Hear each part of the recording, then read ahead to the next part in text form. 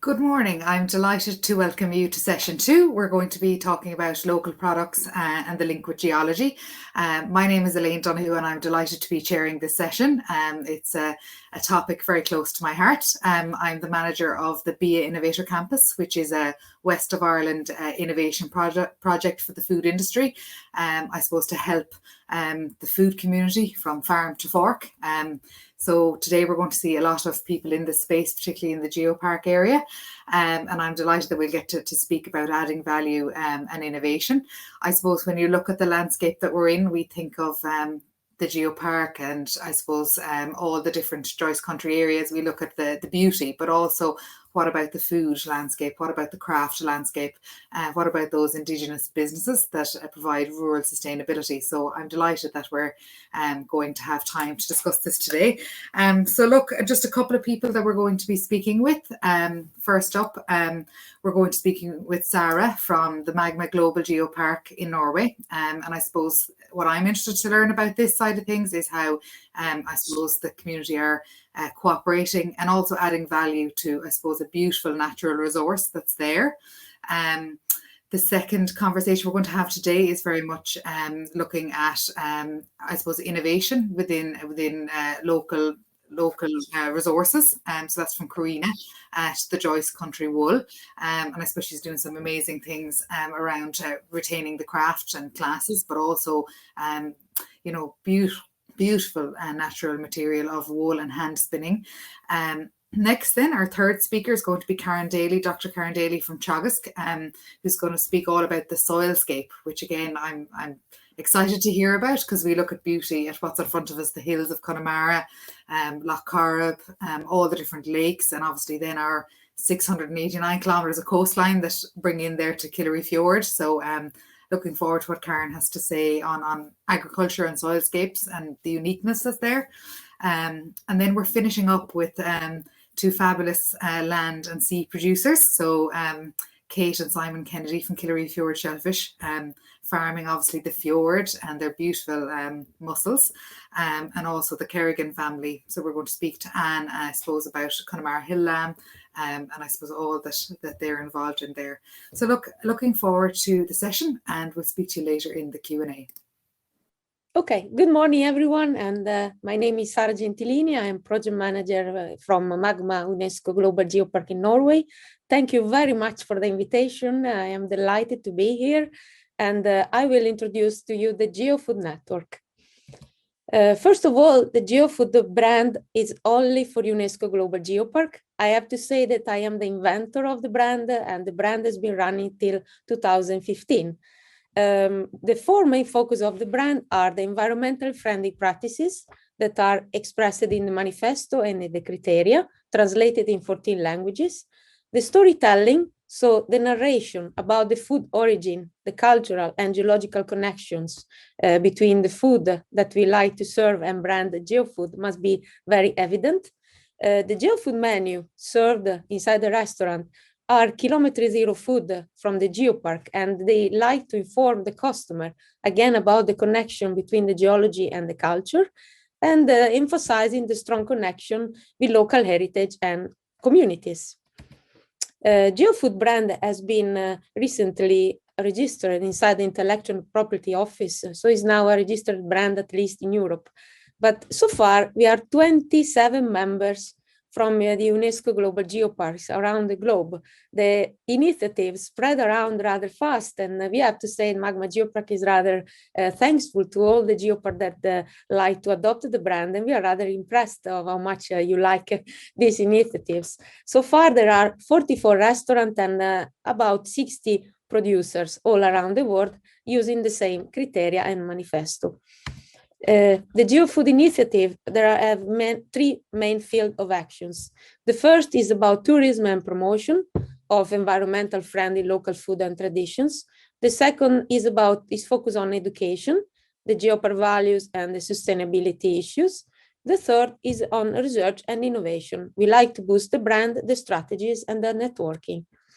The tourism and promotion part, yes, as I said, the GeoFood brand is reserved for UNESCO Global Geoparks territory. It aims at promoting UNESCO Global Geodiversity, the local product, the producers, and the restaurants through the storytelling.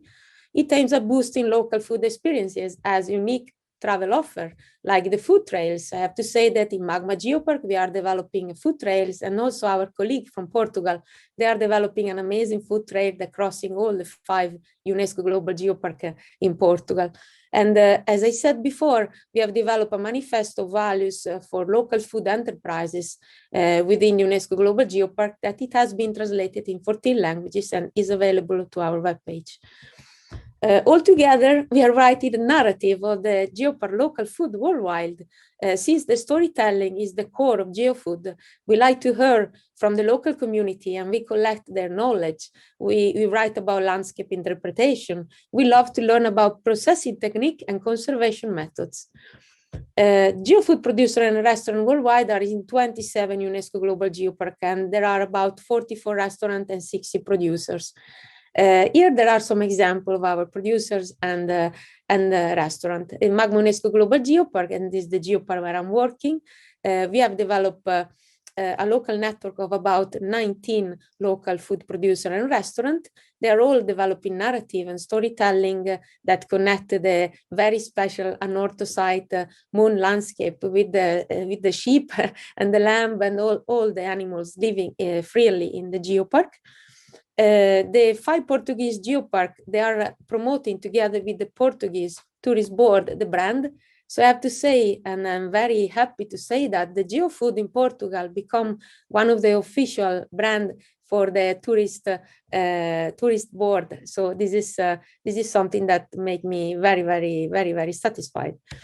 The Mundeusang UNESCO Global Geopark from Korea, they are connecting the local food people, the local food and the people and the local traditions with the mountain. The mountain is the mountain Mundeusang, and they underline in the restaurant that all the ingredients come from the specific not touched landscape of the mountain Mundeusang. Again, we go to Spain, Villuercas UNESCO Global Geopark, presenting the olive oil with a very interesting information leaflet that, again, explaining why that special kind of trees are growing in that kind of soil that, again, is connected with the geodiversity of the geopark. And then they like to combine 2 GeoFood products into a menu that they serve in the restaurant that is also located inside the geopark.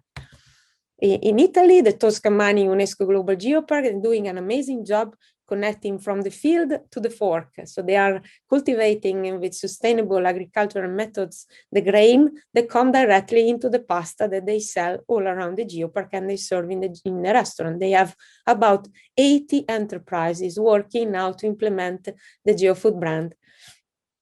We fly to Finland, Rukka UNESCO Global Geopark. They are producing local flour that they made local bread that is now for sale in several markets within the geopark, explaining again the story of the connection with the soil and the culture of the area. Then we have the part relating with education that support the sustainable development, not only on the storytelling, but we like also to develop specific information material, promoting biodiversity and the improvement of soil quality through the adoption of responsible, sustainable farming practices. So basically, we develop several leaflets that our partners around the world are translating in the local languages, distributing to the schools, distributing to the visitors. We like to increase the local and in general the awareness about the importance of a sustainable lifestyle, starting from the agricultural sectors. We recently won a project inside the International Geoscience Program of UNESCO. This year, we've been awarded. They say that was one of the best projects they ever received. So we are very proud of that. We are 43 individual partners from 27 UNESCO Global Geopark. Not all the members of this project are implementing the GeoFood brand yet, because not all the members are UNESCO Global Geopark, but we are working in a research program that aims on improving in general definition of geoproducts and work better to implement the GeoFood also in aspiring territories We get help by 7 institutes and universities all around the world. And I am the coordinator together with my friend from Portugal, Joanna and Christian from HATEG, UNESCO Global Geopark in Romania. As I said, we like to develop new methodology, designing and producing GeoFood toolkit to support territories that are already UNESCO Global Geopark, but also aspiring UNESCO Global Geopark to implement eventually the brand or just to work with local communities. So we like that the local food become a tools for territories to strengthen the local cooperation in general. We are working on a new webpage that it will embrace all the 5, actually here there are only 4, but it's a sketch, so it will be 5 main points of a GeoFood concept that is about, in general, the concept about GeoFood, the GeoFood education, the GeoFood science, and the GeoFood taste and visit, and the GeoFood sustainability. Will be a page about collecting our educational project on GeoFood, the project that I just showed you about science and research. There will be a page dedicated, a blog about food and culture, where all the GeoFood members can include their local history and the local connection with the local populations. There will be a page dedicated to GeoFood taste and visit the Geopark and the GeoFood trails all around the world. Most of all, there will be a page where the single producer can finally show their own product and it can be easily searchable from the consumers. We are not aiming at selling product, we are aiming at promoting the local peculiarities from each UNESCO Global Geopark. Of course, there will be a section about our impact, since the sustainability impact is the core of GeoFood idea. The customer could then, or the visitors can then calculate their ecological footprints and eventually compensate through projects that they will be shown on the webpage. I like to just to tell you our next appointment. We will be present at the Sustainable Earth conference held by the University of Plymouth the 24th and 25th of June, and you are very welcome to register if you like to know more. Thank you for your attention. These are our social media, and you can reach me anytime on my email address. Thank you again.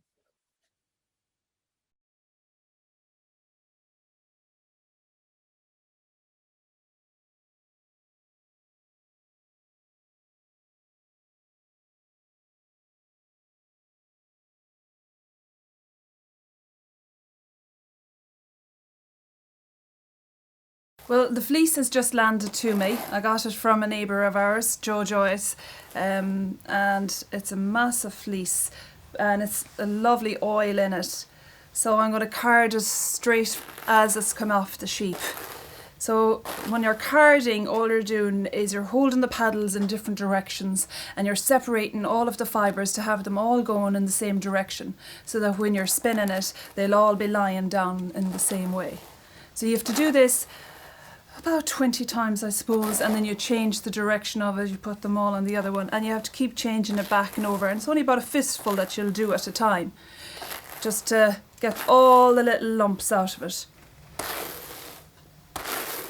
We have Mountainy Sheep here. They're the black-faced Mountainy, and myself and my husband Marcus, we have about maybe 100 of them, and they're gone to the hill now this time of year. But I use every kind of, all kinds of wool.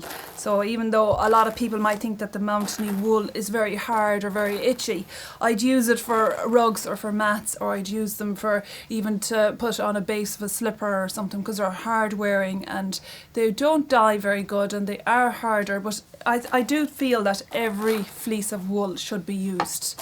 So I use everything. Let me start now with the spinning. I have it started. So I'll join one of these on now.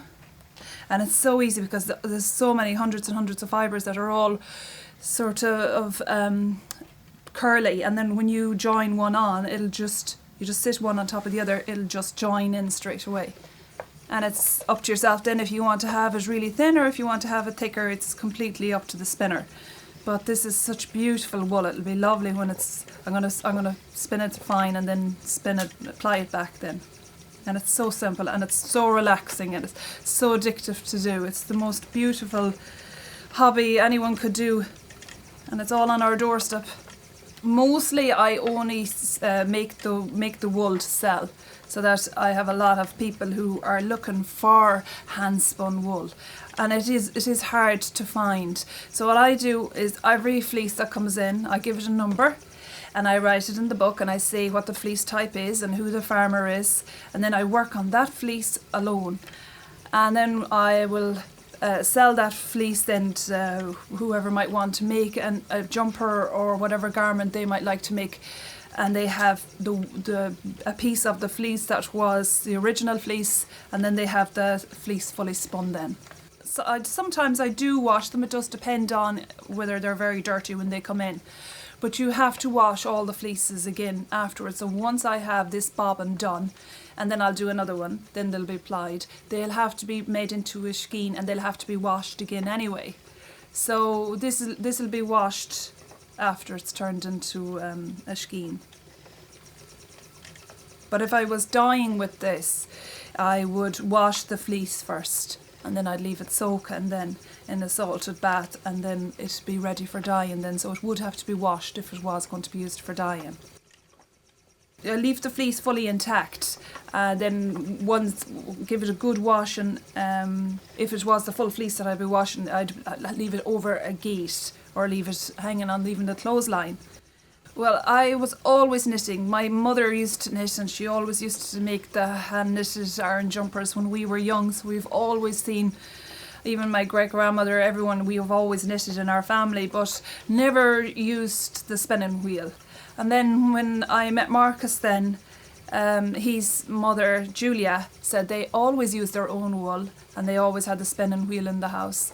And then she said, well, why don't you start using your own? And I made a blanket at the beginning, and I made it out of what I thought was wool, and it was a pure waste of time. There was no heat out of it. It wasn't, after all the amount of hours put into it to knit it, then it wasn't practical at all. So I mentioned it to my brother, and he bought me a spinning wheel for my birthday. And then I was ages at it, and I was spinning, but I wasn't spinning right. And then I met this lady. She was from Florida, and within a few minutes she had me up and running. She was just telling me it's like to relax, because I was too forcing it, and it wasn't natural. And she's like, no, just relax, just take it very easy, and just make sure that you have it well carded, because once it's carded enough first, it'll make better wool anyway, better thread. So once I made my first ball of wool, fell in love with it, and I have never used any shop bought or any other wool and that's maybe 15 years ago, because I'm at this now over 15 years, and I've never used any other ball of wool other than what I've spun myself. So myself and my mother-in-law Julia, she's been fantastic. She's showed me so much, and I've learned so much off her. We make hats and socks the old-fashioned way, so that everything is done on the 4 needles, and we make the jumpers same as they were long ago, and everything is as natural and the way it was, and nothing has changed. It's the exact same way. When I was started at it, I knew I fell in love with it. I just got so addicted to it, and no joke. I made so many blankets, and I was giving them away, and all the farmers were giving me wool in, and I was giving them blankets back, and I just was building up bags and bags and bags of wool. And then people would be looking for a hand-spun wool, and they'd come to me, and I'd sell them a lot of it. And then I just said, well, if I'm going to be at it, and I really, really love it, like I said, I'd love to start showing other people how to do it as well, because anyone could do it. Young or old, man, woman, anyone can do it, and it's the most relaxing thing in the world. Like, if there's something, maybe somebody mightn't like the spinning part, but they might like the natural dyeing part, or they might like the weaving, or they might like doing the carding, or there's so much you can do with it, or even the knitting in that.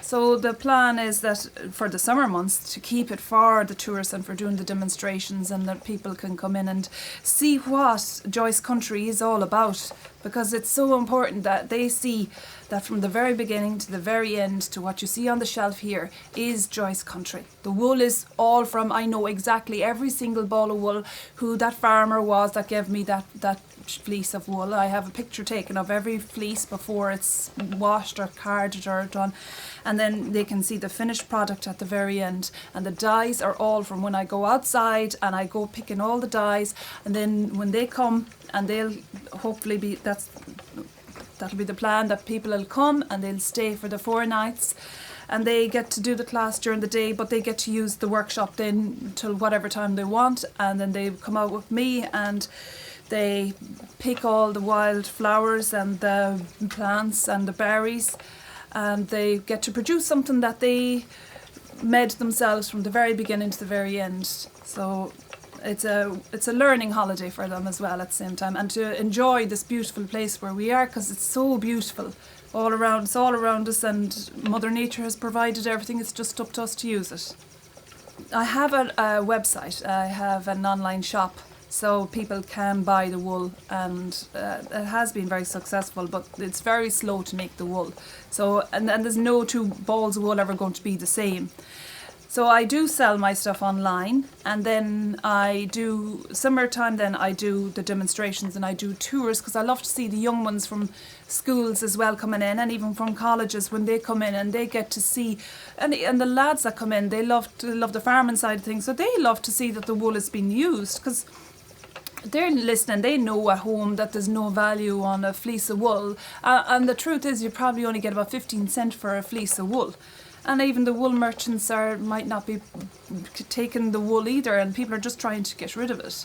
So it's so important that people are keeping it in here, that we're not sending it off to get processed, and then when the young ones come in, they get to see, well, we have a future in wool, and that the Irish wool is as good as, and it is as good as whatever everywhere else is on the market. I know we don't have the most softest wools that would be in other places, but there is a purpose for everything, and any of the jumpers or hats or socks I've made is every bit as good, really warm as well.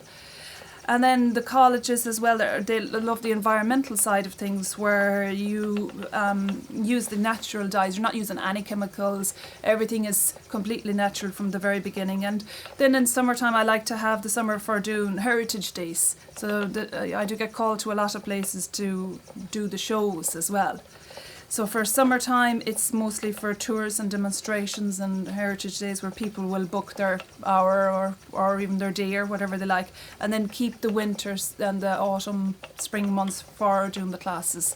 My website is joycecountrywool.ie, and I'm also on Facebook and on Instagram too. I'm not much of a TV person, to be completely honest, or an online person, but what I find is that if I have to go to football training, or if I have to go to music classes, I always take my knitting with me. Or even when I'm waiting for my daughter to come off the school bus, I always have my knitting bag with me. And it's surprising, if you're going to football, because we're so far away from everywhere, you have to sit there and wait for it, and then we'd be about 2 hours there, and you'd be surprised how much of a blanket or how much of a jumper you'd get done in that time. But sometimes, and a lot of the times, I'd be out here still at 12 o'clock at night, and even the kids would be always saying, come on, it's time to come in. But once you start, and every single fleece of wool I start, I think it's the best fleece of wool, and I get so excited then when the next fleece of wool comes in, and I'm thinking, oh, I can't wait to start that one. And like, even there's a Jacob fleece here, I'm like, will I keep that now as brown and keep it as white, or will I mix the two of them together, or maybe I'll make a sock that has white on the bottom, brown on top. You know, it's just your imagination. There's no limit, and every single fleece of wool is different. And I could get the same fleece, exactly same fleece from the next year, and I'll do something different with it again. I'll be saying, oh, next year I'm going to do this with it. I only started up on the business side of things about 4 or 5 years ago, and when I started up, it was to get the support of other business established businesses. So I was very lucky that the likes of Joe Hogan and Joe Joyce and them ones that are around me were able to put me in contact with tour operators and people that would be already coming to them, and then they might like to come to me. But I had to do a Start Up Your Own Business course in Galway, and then after that then I was able to set up the business as Joyce Country Wool. So then I started doing a social media course then through the Geopark and with Barry, and we set up Facebook and Instagram, so that's both on Joyce Country Wool. And my website then is set up by another person through the Geopark, Pedro. He was fantastic helping me with the website joycecountrywool.ie. But I'm very lucky that all the support has been from neighbours and from family that have been able to help out and given me the wool and point me in the right direction to who. But everything has been just made up ourselves. We've done up the shed, and Mark's been very supportive to me, and just growing it every year, trying to get it a bit more and more every year, and it's just only at early stages yet, really. The tourists that we get here are usually staying in Cong or in Clonbur or in Leanan or even further away from Galway City or whatever, and they come down to do the drive around, and they call in then for the hour. And it's a small little business, so it's a nice, it's a personal visit as well. So they can come in and might only want to have two in a group. So they'd have this place to themselves for that hour, just the two of them. And they love to see the whole story of long ago and people, the way they survived on the wool. And the wool was so important long ago, and to be able to tell them that, they really appreciate that. And it's nice to be able to get the time to do the demonstrations and the tours and the talks with people and show them exactly what we are here and what Joyce Country has to offer. Yeah, through the winter I would have people that would want to learn. It's like a learning holiday, and it's a beautiful way to go back to nature. So some of them can be very experienced, and some of the knitters I've had in here are so good, way better than me. And they've been so kind, and they've always stayed in contact, and it's amazing. Same ones will keep coming back again, so they do. But I've had ones who don't know nothing, who's never knitted a stitch, and they have always thought about it and would have liked to buy a spinning wheel maybe, and they mightn't know where to start. And then they'd come, and you don't have to bring anything with you, you don't need to know anything. You just start in on the first day, and within 20 minutes or half an hour, I'll have them up and running straight away. And so there's nothing needed, but even the most experienced people can come, and they just enjoy the whole nature side of things, to be out gathering when we go out for the walks and gather the dyes together, that they get to see and what we have to offer, and then when they go to their place they'll see what they have to offer in their areas. It's a mindfulness thing as well, and it's very good for your mental health to stop everything and to come here and to do this. It's a beautiful. And I think a lot of people that are living in very busy cities as well, they find that this is exactly what they're looking for, that they can come and chill out, and you have something that you've made, and you'll be so proud if you make something from the very beginning to the end. You'll keep it forever. During the winter months and the spring and the autumn months, I do feel that 3 people is enough really to have in here, so that I can spend a lot of one-on-one time with them. Then they come and they stay with us in a shared accommodation, the 3 of them in together, and then they can stay in somewhere else if they want to stay somewhere else. That's perfectly fine, or they might be not far away, which is another thing. People, believe it or not, are very near to me, might like to do the course as well, and like they come and they do it. So I think 3 people is enough, but it is a holiday in itself, where your accommodation is provided and you come, and once you come here you just switch off.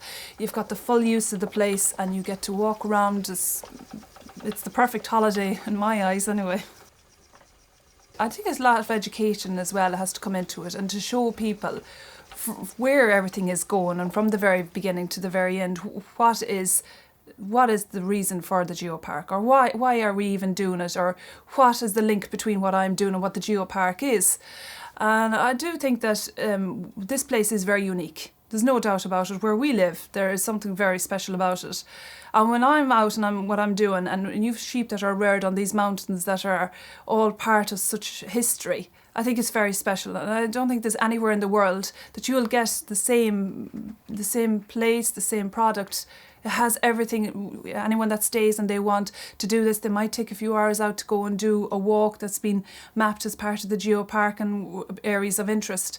And it's not just here. You can go in any direction, wherever the roads will take you, all around us. There's something beautiful there all around, and it's all on our doorstep. It's not far away for even us.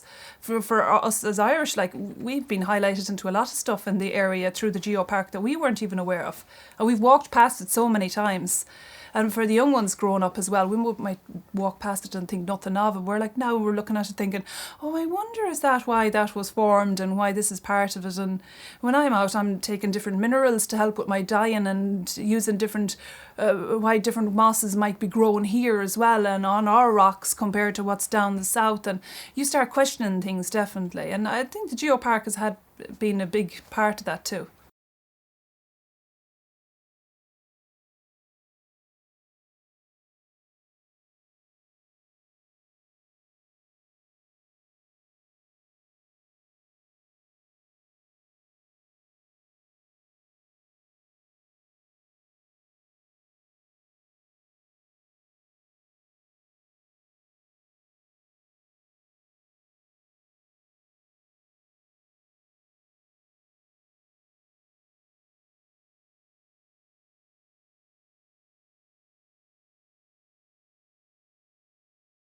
So my name is Karen Daly. I work with Teagasc, and I'm a soil scientist with Teagasc. And today I'm going to talk about where soils and landscapes meet and how we defined different soils around the country based on their landscape position and their formation. So just a little bit about us. I'm speaking to you today from the sunny southeast. So we're based at Johnstown Castle, which is a gorgeous castle. And our offices and labs are on the grounds of this area here. But we have lots of offices and advisory centres, research centres and colleges dotted around the country. But today I'm in the sunny southeast, and this is the home of Soil Survey.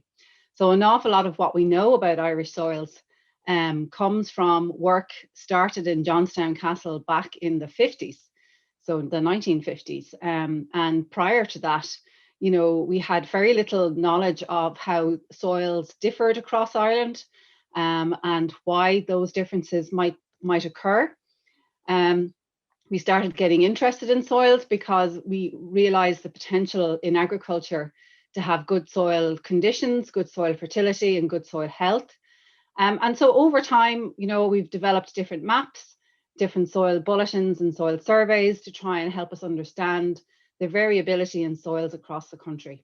So production potential was essentially the rationale for an awful lot of the knowledge that was gathered on soils in terms of mapping their spatial extent and classifying them. So we were interested in how soils could be improved and what the stock carrying capacity of soils were back in the 50s and 60s, how soils might be managed differently depending on their soil type. And so the most recent publication that I'm going to show today is the Soils Book of Ireland, this book here that I'm pointing to. And that's kind of a culmination of a lot of what we've done over the years on soils and the links with geology and the links with landscape. So, but a little bit of history, we started looking at differences in geochemical signatures in soils back in the 60s. And that went on through into the 70s and 80s. So we're starting to realize that different elements like selenium and molybdenum, copper, etc., all had an influence on livestock health and soil health. So any animal health problems that occurred on farms around Ireland, you could nearly always link them back to elements in the soil that may be a deficiency of, and that this would then prompt a management to try and correct any kind of deficiencies in trace elements or nutrients in soils to try and make sure that, you know, the crop health was good and that there was no animal health problems on the farm. But in terms of the soil forming process itself, it's a function of climate, time, topography, and parent material. So climate and time we understand, so that's the weathering effects. So over time, rocks will become weathered and eventually develop into soil. Topography, where on the landscape is the soil situated? Is it on the side of a hill, on a mountain, in a low-lying area? Is it down near a river? And then parent material, what lies beneath? What's the bedrock geology underneath? Because that then influences the type of elements that are in the soil and the type of chemistry in the soil, and also some of the physical structures as well. So, you know, the kind of model of a soil profile is to have like lots of very well-defined layers. We call them horizons.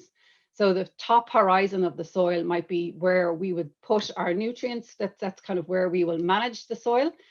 We don't tend to manage the subsurface horizons, but it's always useful to know what they look like, or what they're like in terms of how water will infiltrate through the soil, and any leaching of nutrients that go through the soil. We want to prevent that as well. So some of the soil forming factors in terms, I mentioned geology. So yeah, parent material is very, very important in terms of determining what type of soil might be on top of the parent material, and because that's the soil that ultimately in agriculture and in agri-food science, we're trying to sort of grow food from soils. We want our soils to be in good health and good quality. And then for environmental concerns, we want to know that anything we do to the soil in terms of managing it, putting animals out, putting nutrients out, that we don't cause any environmental damage. And that can differ from soil to soil.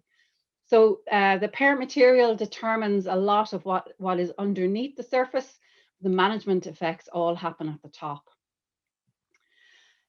Weather. So weather patterns definitely informed how different soils in Ireland were distributed across the country. So you can see there's a mean annual rainfall map there in the center here, which is basically average millimeters of rainfall from 1981 to 2010. And you can see the hotspots there on the west coast of Ireland, where there's more rainfall on the west than there is on the east. And that then reflects back in the soils that are in those different parts of the country. So we'll find more peat, when we look at the peat map, we'll find more peat soils where there's a lot of rainfall, and peat soils form because they hold water. So those soils are more predominant in the west, along the western seaboard. They're also spotted across the country as well in different localized areas, mostly on mountaintops. But where you'll find peat is going to be predominantly along the west. And the localized weather patterns, or the pattern of rainfall in Ireland, has a lot to answer for there. That's kind of why we have that distribution of peat. On the right-hand side, you'll see a map of brown earth soils and a little soil profile here underneath.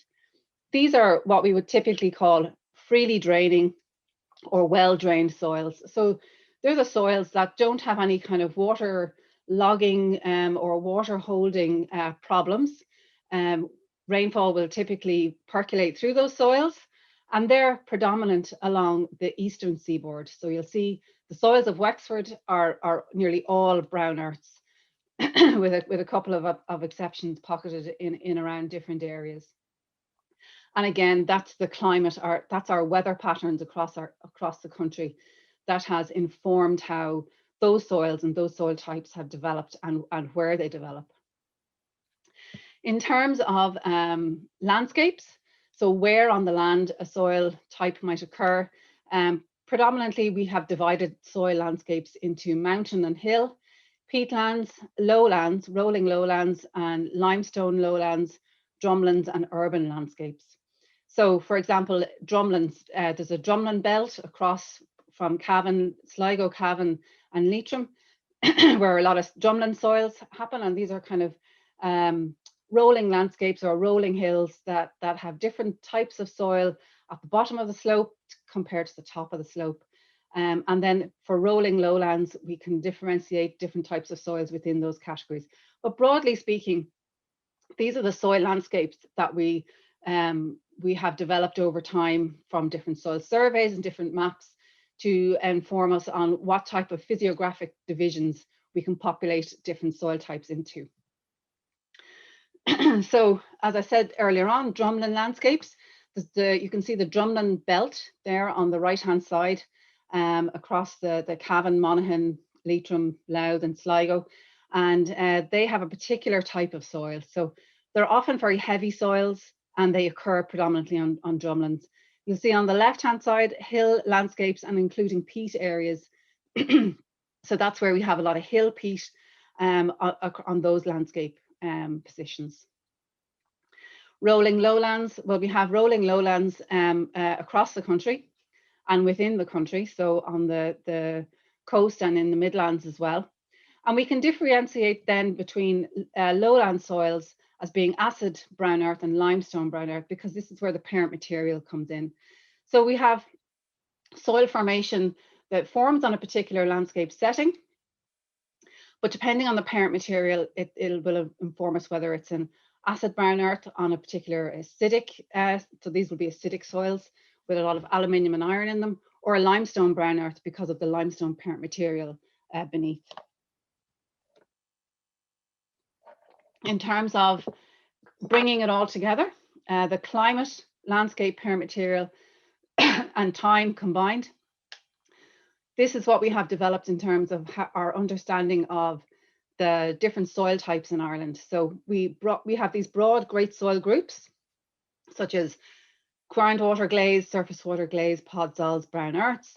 We can then subdivide that again into different soil associations if we find little differences as we go around spatially and survey.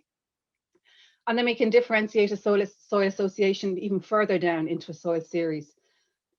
Excuse me. And soil series are often named after a particular area, like a Clonroach series. That's a series that's very common in Wexford, and etc. So, but they're broad. You can always link them back to a great soil group, and a landscape setting. So that's the current soil map there in the middle of the slide. That's our national soil map, and it kind of tells us, broadly speaking, where we'll find the different soil types in Ireland.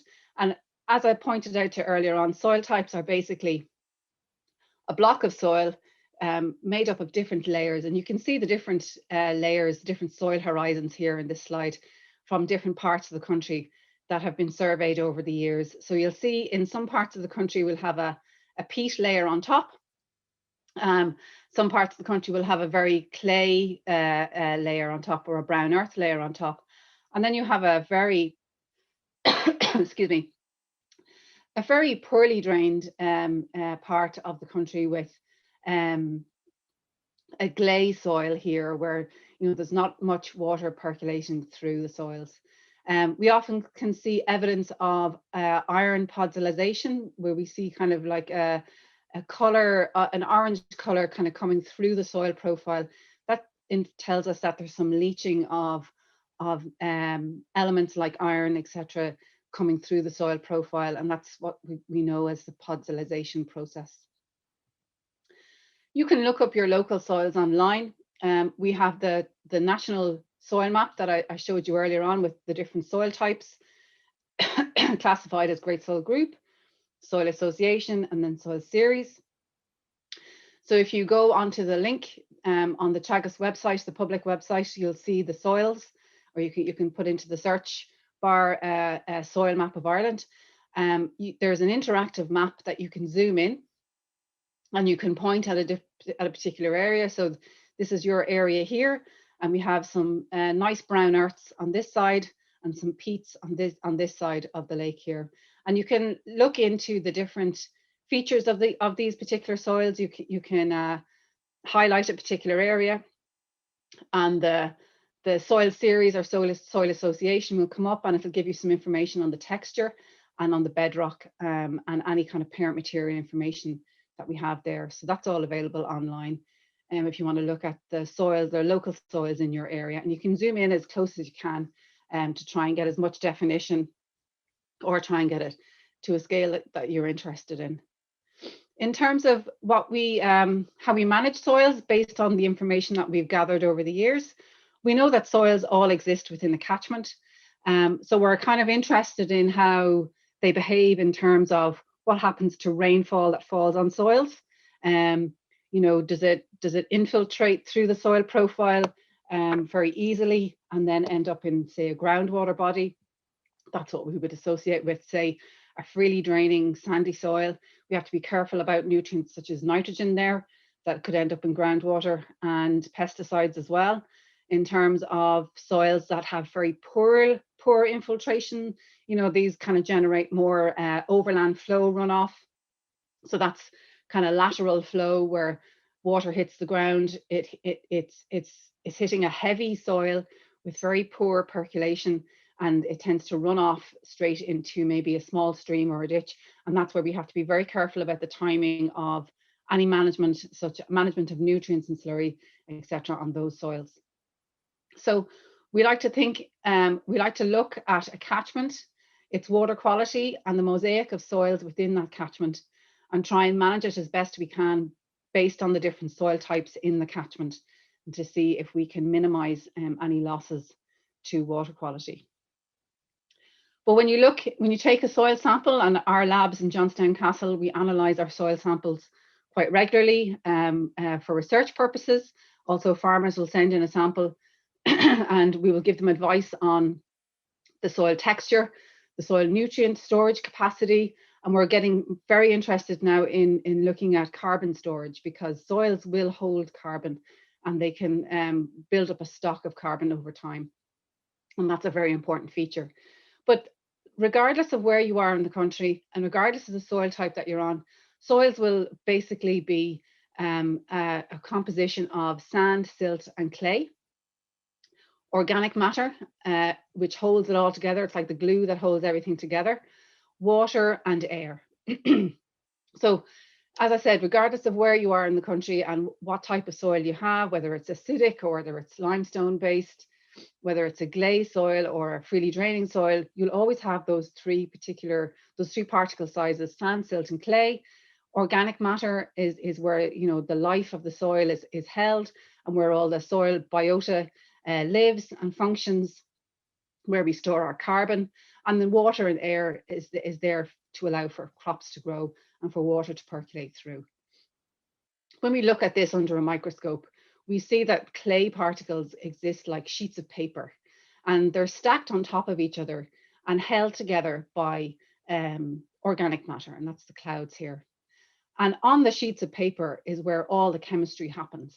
It's where we have nutrients such as carbon, nitrogen, phosphorus, sulfur, all of those kind of major nutrients and trace elements that are very important for crop growth and animal health. And we also like to know how much clay is in there, so that we can talk about the texture of the soil, whether it's a clay loam, a sandy clay, etc., or a sandy loam, because that then tells us about the drainage capacity of the soils, and whether some soils can manage livestock a bit more than others. And then we also want to know about the biological function. So that's where the organic matter comes in. So under the microscope, this is kind of what it looks like. And we try and measure these things in our soil labs in Johnstown Castle to make sure that we have optimum phosphorus, enough for crop growth and animal health, but not too much that it causes a water quality problem, and likewise for nitrogen. So with that, I'll say thank you for your attention. That kind of brings my talk to a conclusion. It's a snapshot and overview of soils of Ireland. And if you have any questions, I'm more than happy to answer.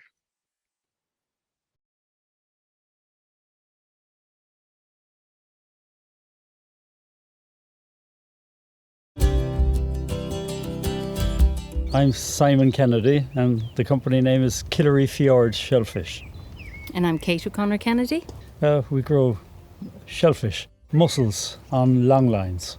In the spring of each year, the mussel that grows on the shore, it would spawn, and the spawn drifts in the water column, and it wants to attach to whatever it can, such as the hull of your boat. So we put out ropes, a couple of thousand ropes on each line. The larvae attaches to those, and then we let them hang down to 6 meters. It's a 2-year process where the mussels grow, and then we harvest them, bring them in for grading, washing, and ready for market then. We're here in Killary Harbour, it's a fjord. It gives a depth of about 18 to 20 metres, and it's ideal location to grow mussels. Because of all the mountains, you have the shelter, so it means you can work nearly all year round without being disturbed by the elements. There's about 12 shellfish farmers on the Killary. We have areas licensed to us to farm, so we all know our farming area. Killary is divided into 3 sections. So you have the inner, the middle and the outer. And our farm is predominantly here in the middle. And we do have a small site in the inner, and we use that predominantly again just for collector ropes, which would be what the spat attach onto. There's 5 people employed here full time, and the roles are different, but depending on the time of year, putting collectors out to collect the spat in the spring, then maintenance of the lines, that's during the winter, harvesting all through the summer. There's the shore work, grading the shellfish, purification of the shellfish, and then preparation to send it all to market. We sell predominantly to the west of Ireland, to restaurants locally and Galway, and then we sell twice a week to wholesalers in Dublin, and they would then distribute around the Dublin area. We had in the past, it was the main market, and then we changed about 11 years ago to having a dispatch centre. So a dispatch centre and a dispatch licence, that enables you to sell onto the local market. You can't just sell your mussels onto the market. So we do sell to France if we have excess in the winter. So we would sell directly to France in the winter. What we do during the summer is we have pre-booked groups visiting the farm, and these groups would generally come from hotels in the area, and we've built up a good relationship with them. They come, they spend the day here, they'll spend some time on the farm harvesting or seeing how we harvest, and then we would do a little bit of shucking demonstrations for them, and we follow that with a 4-course shellfish lunch, local beer and some cheese, local cheese, and what we have is a food truck, and we use our food truck to cook and serve the food. And the lads who work on the farm, they're our waitresses then for the day. So they love it. Multitasking. Yeah, exactly. In the past, we didn't actively go out and promote it, and it was all word of mouth through these hotels. But this year we have, with the support of Fáilte Ireland, gone to Mehel. And Mehel is like speed dating for tourism outlets and for activities. So we went to Mehel, and appointments were made with clients that would have been interested in visiting us here in the farm, and they were predominantly from the US and German market. As you know, we're going through COVID at the moment, but it is for 2022 that we are now partnering with these companies, and so we'll have to take it from there. Mick Wade from Delphi Lodge, they visit. Again, he has a whole seafood day with his clients. They go fishing. They might lobster fish, mackerel fish, then come in here and join us for the remainder of the day with a tour of the farm and a shellfish lunch. We also deal with a Canadian company, a high-end Canadian company, and they do cycling tours in Ireland. They would stay in the Ballynahinch, Ashford and Delphi and do that route in Connemara, and on their final day would be spent with us. And also, prior to COVID, Ashford Castle were doing exclusive smaller groups to the farm as well. We started in 1989. The first long line would have been put out in 1990. As you can see, it's now evolved to, I suppose, there's more than 260 lines on the Killary now. Markets at first were just to France, fresh market in France, and then after a few years it developed into selling it to processing plants. So we went along with all of that for a number of years, but in more recent years, well, in the last 12 years then, we decided to go into the developing demand for shellfish in restaurants locally. So we decided to go down that route, and that's where we're at the moment. Our web address is KillaryFjordShellfish.com. Our social media can be found on our website. It is Killary Fjord Shellfish on Instagram and on Facebook. Because it is a sheltered area, and because you have the mountains and the fresh water coming from Ashley and the runoff from the mountains, Killary mussel is considered a sweet mussel. It's renowned for its sweetness, so that in itself is something that people are very interested in. Each bay would have a different level of salinity, but as I say, Killary is a sweet mussel. For people visiting the farm, I mean, they're coming from offices, they're coming from urban areas, and to arrive here on a bike and just take in the whole vista. It's just overwhelming. It's so beautiful, even on a wet day, because there's the different shades of the Killary, the different shades of the mountain. There's the heather, you have the sheep, and it's a lovely experience. We keep a few sheep, yeah. So we have the Scottish blackface, the breed of sheep that we keep. Farming? It's nice looking after the sheep, and I suppose my favourite time is feeding them in the winter. The winter months they have to be fed a bit because I suppose the grass gets a bit scarce during the frost and the ice and the snow. But that's my favourite time of the year for working with the sheep. We should do something with the sheep as well, because the fact that they're organic and local, and you get to see them before you can dine on them. Yeah. Our views on that have changed since COVID, because we've inherited 2 orphans whom we've got very close to. I find every time that they come out to greet us, I find it a little bit hard to think that we could be eating the mother or the brother or the sibling of them. So we're having them less on our diet. Yeah, I think the sheep farming doesn't bring out the humanity in us too. You know, looking after sheep, and they're a fantastic animal. And the mountain, the blackface, are very hardy, and they don't really ask for much, and you don't have to give them that much back. But they're a lovely animal. Joyce Country Geopark. I suppose it's newish to us, but it seems like a very good idea to be bringing so much of what's going on in the area together. And we'd really welcome it. It is great to see it, and the history and how we've evolved. I mean, we're living here on a famine trail, and there's the ruins of the famine trail here, and it's great to see somebody bringing the whole thing together, where we are and where we've come from, and how we've survived.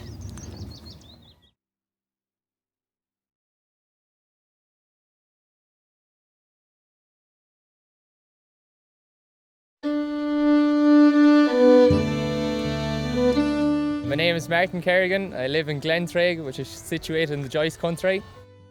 Connemara Hill Lamb Group was established in 1999, and it's a natural lamb producing group. It has over 200 farmers in it, and it's situated in the heart of Connemara. These sheep you see here just over my shoulder here now, these are the Connemara Mayo blackface breed. And these are the sheep that roam freely around these hills. What makes these sheep so special, number one, is their breed. And number two, it's the way they're farmed. They're farmed very, very naturally. And they roam freely in this terrain, you see, and that's what makes them so special. The flavours come from everything. You've got heathers and natural grasses. You actually have got plants, natural plants that grow in this region that do not grow in any other region in Ireland. Everything they eat and everything you see on the ground is natural. It's not pushed by fertilisers or anything artificial. Nature dictates how it happens, and that's it. Connemara Hill lamb is actually the only Irish meat product that has achieved European Protected Geographical Indication status, which is also known as PGI. What this means is that the name Connemara Hill lamb is exclusively reserved for hill lamb that's born, bred and reared in this area. There's a good few buyers, but our buyer is Dunnes Stores. That's who we supply. We supply Dunnes Stores for our lamb. Since we started with Dunnes Stores, or even prior to that, our lamb wasn't that recognised, the hill lamb, but now they're well recognised. We've got our own market place now at least. Connemara Hill lamb is a recognised artisan award-winning food product, and is fully traceable from farm to fork. Definitely you notice the flavour. The flavour is, it's again because of where they're reared and how they're reared. It's so natural. They've just got that natural taste. As you can see behind me, we're overlooking the Upper Mask. You can see around us we're surrounded by lots of lovely mountains. You got to be tough to farm out here because the elements are tough. The terrain is tough. You rarely see a week here that you don't get rain. It comes cleaning off the Atlantic, and that in itself is adds to the taste and the natural beauty of the whole place as well. I'm the third generation here, third generation farming here now. Yeah, and now my son, he's interested at the minute, so he'd probably continue on the same tradition. But regardless of here on these hills, methods might change slightly. But the terrain and the way everything happens is not going to change, because it can't be changed. Because nature dictates out here, that's it.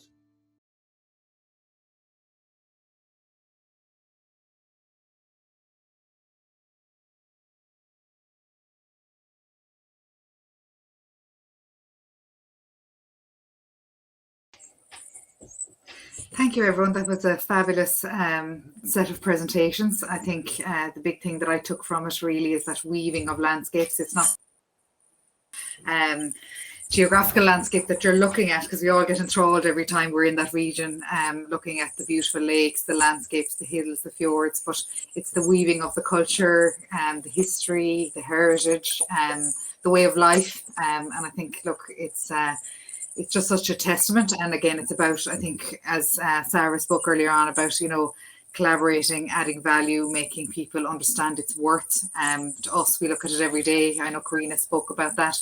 But how now do we look at, I suppose, preparing for the future, and also embracing the Geopark, the uniqueness that it brings. So look, Sara, we might just start off with yourself, just as regards a few questions on your presentation. I mean, it's amazing to have that international link, and to see best-in-class practices happening all over. I suppose, how do you find the challenges on a local level, on an international level, and getting that collaboration and learning from each other? Yeah, thank you for the question. Well, I have to say that there are several challenges, of course, but it is also very, very exciting, and to see how local people love to be engaged in telling their local stories, and the connections between the food, the geology, and the landscape. Since, as we said before, geoparks are mostly about local communities. So the aim of GeoFood is to engage local communities to be the main actor in sharing the heritage that they have known for sometimes for centuries. So actually, locally, we found a lot of enthusiasm, I have to say, and yes, maybe the main challenges is to create networking where the farmers or the local entrepreneurs are not really used to work together. Especially in rural areas, they can also be rather dispersed in the geopark if the area is rather big. So that can be the main challenge locally. Internationally, I'm handling 27 UNESCO Global Geopark, working with at least 20 producers and 10 restaurants each. So yes, the challenging is basically to get informations, and but I think so far it's going very well. Yeah, super, super, super. Yeah, definitely when you talk about the community, when you talk about the passion, I mean, I think we were all blown away by Carina's presentation about her wool, and, really appreciating what's around her, and her passion for, I suppose, the fleeces, the low value that they were getting, and then her not wanting to let any of that get wasted, being able to use the different types of wool. Kate, you might talk a bit about, your challenges out in the fjord. I mean, the Kerrigan spoke about the rough landscape and how difficult it is to farm. What's it like to farm the fjord? It's a lonely place at times, but then so vibrant at other times of the year. It's very true, Elaine. What's it like to live here? Well, I must say, first of all, we are very privileged to live here, and to live here and to make a family here and to have an income from here. It's been fantastic. We're living here 30 years.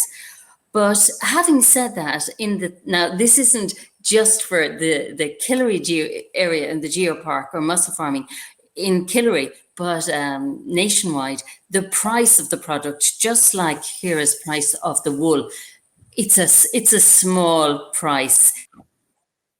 The 2 to 3 years that are involved in growing your product, but then you get. It's all about volume then eventually. Like, as I said in the video, we sold to the French market initially, and now we sell to the local Irish market, and in that we get a better price. And that's how we have to look at our market. Our market is local, it is Irish, and that's what you have to do to live and work here. strong brand. I mean, Killary Fjord Shellfish is known all over, but you've also pivoted yourselves as a couple and as a family in that, you know, you were exporting it, then, you know, you now, you know, can do your own hospitality, you can serve your, you know, cook your own mussels. You're not just the farmer anymore, you're providing the entire piece if people need that, and, you know, showcasing the best on the plate as well. Yeah, that's true. You know, we started almost the second time when we started selling locally, and we worked very hard at it, and we did have to put ourselves out there, and really our nature, we, believe it or not, we would be more reserved people, but sometimes you just have to put yourself out there and meet the people and sell your product, and obviously we're very proud of what we do, and we're very proud of the product we have. So you know, and it's a good life, I must admit. It is a good life. Yeah. Waking up every morning, looking out that window, you know, we're very privileged. Yeah, no, it is. I mean, it's just to be able to run a successful enterprise locally is often more and more of a challenge. I mean, you see around the world people are living rurally but working in cities, and to be able to exist and have your enterprise locally and be ingrained in that community is so critical. Mm-hmm. But Elaine, the other thing is, what you're doing, if you're dealing with something that's living, be it a plant or an animal or a fish, you know, it's a 24/7. Definitely. And from your side of things, it's obviously the land-based example. Again, another 24/7 business and rough terrain to contend with. But this PGI status, tell me more about that, because I see it a lot in France and Italy and Parma hams and all sorts of things. But you know, it's so amazing to see it on, you know, in the Joyce country and to protect the regional output of lamb. Could you tell me a bit more about the difficulty in attaining that, because it is a difficult thing to get. Yeah, I suppose in 1999, because of the low price for lamb at the time, to see the product they had to get it recognised. So one of the recognised was to apply status, and this application took 7 years.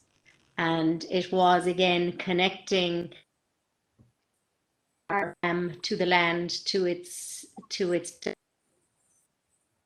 So there was a lot of work involved in obtaining the status.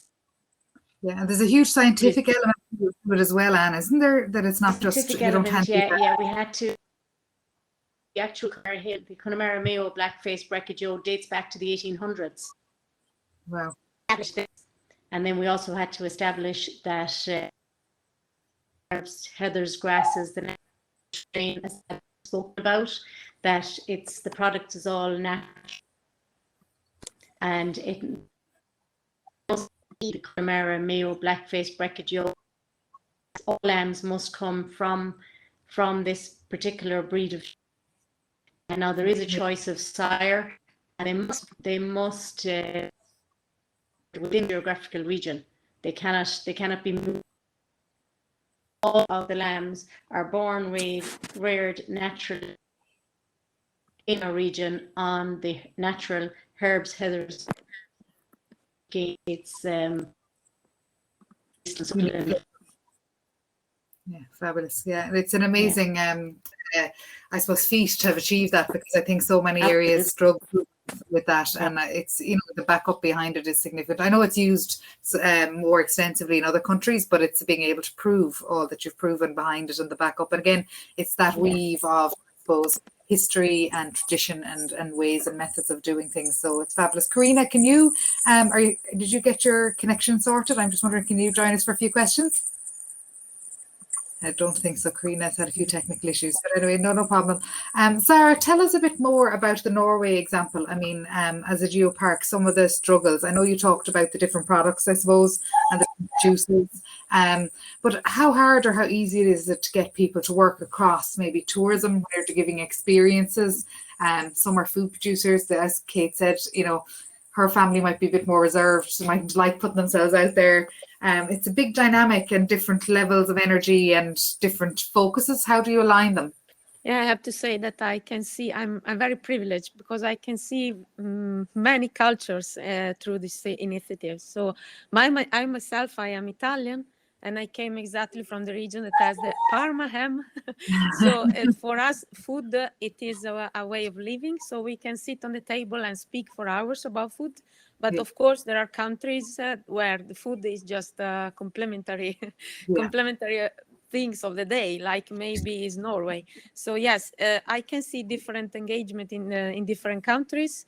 Of course, one of the main objectives of GeoFood is to connect food experiences with the tourism. And I have to say that concerning that, all the partners so far involved are very, very keen on working with the region Stavanger, that is the regional tourist provider for Magma UNESCO Global Geopark. We are setting a strategy for sustainable tourism, and one of the main key will be the local food network. We are also actively working on the local food trail that connecting all the farmers, more or less like what they are doing successfully in the Barren.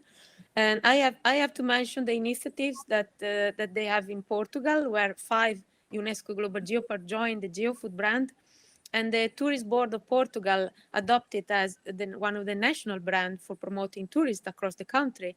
So hopefully in some years you can cross Portugal and travel crossing different GeoFood trail across 5 UNESCO Global Geopark. And yes, it is so far it is going very well. Yeah. And Kate also, pre-COVID anyway, instead of you exporting your product abroad, you were bringing everyone to you. So how did you find pivoting into the tourism space? Well, actually, my background is in tourism, so I enjoy food and I enjoy sharing an experience and sharing with people. So in actual fact, when people come to visit me, I don't see them as customers. I see them as my guests, So I enjoy that. I love hosting. And I enjoy feeding people, and I enjoy the product we have. So I'm proud of it. Yeah, and you take everyone out on the fjord as well. They get to see the whole process. It's all together. That's right. We take them out. They when they arrive, we take them out and show them how we grow mussels. And a lot of people come to Connemara and they're driving down between Letterfrack and Linan, and they look out and they see the long lines, and they're just so curious. I mean, they don't know what's happening, and to come into us and to experience it and to have a long line lifted and to see the mussels growing. I mean, it's really a wow factor for people. It's such an authentic experience. You're really seeing how the reality of how these things work. You know what I mean? That's another thing that I took from Carina's presentation. I know she's not able to join us for the Q&A at the minute, but that passion and love for what she does on a day-to-day basis, and then just farm to fork, the whole, farm to the craft, end craft for her side of things, that, you're able to be involved in every single stage. And it's refreshing, actually, very refreshing, I think, and from your side of things, how have you managed, I suppose, just being rich farmers and now engaging with Dunnes Stores, and I suppose being the ambassadors for your product on, more national scale as its brand has grown since 2007? Yeah, it's challenging. We were lucky like that our abattoir, Martin Jennings Soilscapes, quite close to us. So we have low food traveling for the lambs and no stress. And they have been very helpful in getting the markets. Perfect. And working with them. And have you got into the tourism angle on things, or is that a big part of your business in the future, or how do you see it developing? A lot of celebrity chefs come and visit different, which is fantastic. And the fact that we've over 100 members in the region, so you would be, it is there, but it has to be developed, because obviously you're visiting different farms. Some farms will like to do it, other farmers are quite shy and won't want any of it.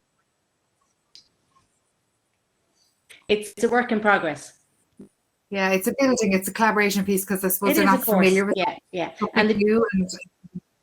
And perhaps in collaboration with Sara and the other even with Kate, you can go from A to B to C. You can join it all.